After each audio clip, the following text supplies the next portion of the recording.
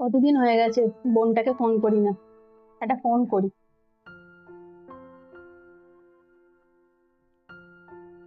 Hello.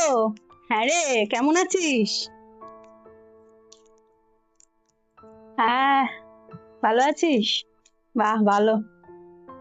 তুই তো ভালো থাকবি। তোর কপালে ভালো বৌমা জুটেছে, সব রান্না বান্না করে খাওয়ায়, সারাদিন সেবা পাস, সারাদিন বসে থাকিস, যা বলিস মুখের সামনে চলে আসে। আমার আর সেই কপাল কোথায়? সবই তো আমাকে করে খেতে হয় না। আমার বৌমা আর বলিস না।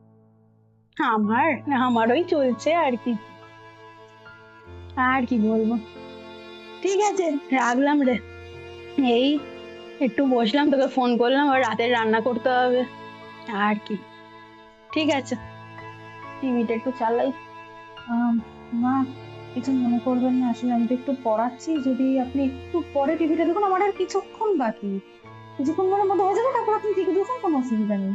কি যে বলবো, কি করো ফোন নিয়ে আমি সত্যি জানি না, বুঝতেও পারি না। এইসব জ্বালাতে আমি টিভিও দেখতে পাবো না নাকি? না আসলে আলাদা আলাদা ব্যাচ তো, ওই জন্য একটু টাইমটা লেগে যায়। সত্যি আমার এসব মাথাতেও ঢোকে না কিছু।